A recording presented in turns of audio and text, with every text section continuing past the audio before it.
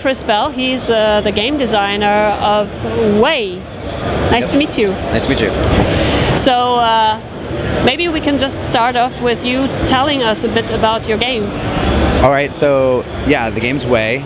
It's a cooperative communication game where you play with a stranger somewhere in the world. So it's completely anonymous. There's no text or speech. So basically, it uses the metaphor that we see the world differently. So like you see the world differently than me, right? And so quite literally in the game, one player can see opportunities and traps that the other can't, and they have to communicate that information in order to meet in the middle. So one's working left to right, the other one's going right to left. So there's different puzzles, but communication all happens through puppetry, and so you quite literally create a language of your own with another person somewhere in the world. So if you can imagine going to like another country and you're trying to do the miming thing and trying to explain, and you can't speak the language, but you guys like have those connections. You're like, oh yeah, I know what you're talking about. That's what happens in the game. And that right now we have a student version, but we're actually going to turn it into a bigger thing. And so we want to explore communication on a number of different angles.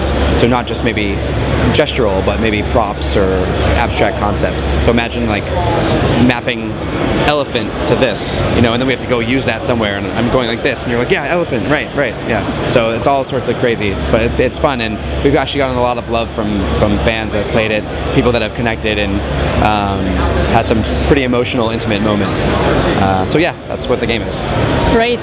So you mentioned that the game started as a student project, right? Yes. So how was the development process? How long was the actual process right. back then? So basically we did it at Carnegie Mellon's Entertainment Technology Center, and we have a fall pitch where we pitched to a board, and we pitched an idea for a game that would connect people around the world and use play as a language. We didn't know what that game was at the time, and we kind of went on our various internships and jobs, and we kind of reconvened in spring, and in about a week or 2 weeks or whatever, after pulling our hair out all summer trying to think, what is this game that we've just proposed, kind of had like an epiphany and was like, oh, what if the communication is the game?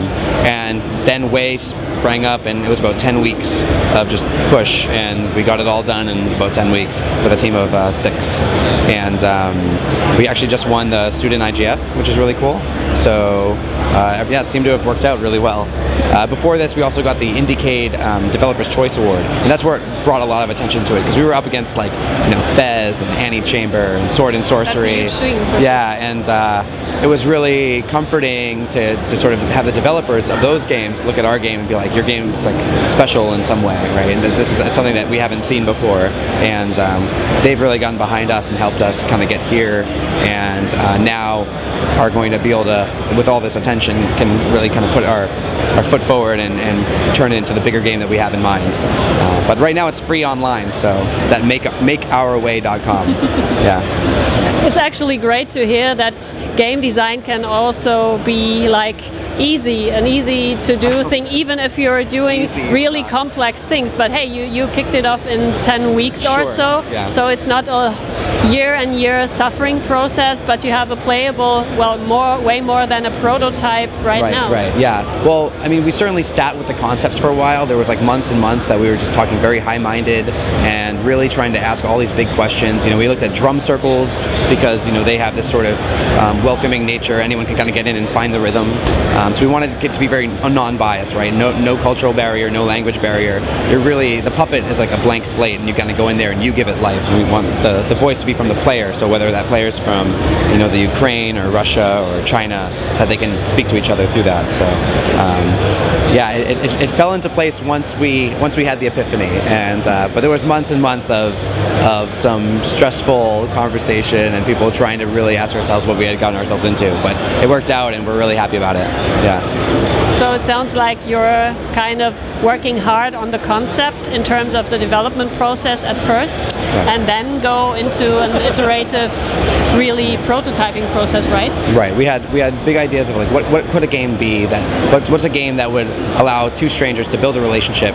Play is something that even animals do, right? And so it's like, how do you use that to sort of form an intimate bond and build on top of a relationship and then carry that relationship forward, possibly into the real world? And so asking all these these questions. You know, the game has to do X, Y, Z. There needs to be communication, collaboration. It needs to be constructive. You need to have, like, you need to be able to take away some part of it when you're done, so that you can remember that person. Like, all these things where we knew needed to be in the game, but we just didn't know what the game was. And then when we discovered, when we asked, we kind of turned it around. Rather than let's create a game to get two people to communicate, let's create a game where you communicate, and that's where the big realization happened. Yeah. So what are your next steps now?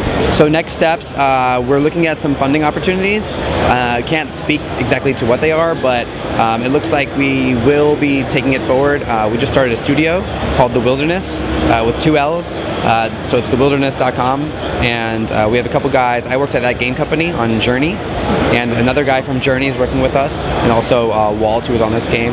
And we have some other cool people helping out too. So it could be a cool, much bigger game. Then hopefully within a year or so you'll be able to see even more puzzles and more polish than what we have here as, you know, a student project. That sounds really exciting. So good luck with that. And thank you for being here. Yeah, cheers. Thanks.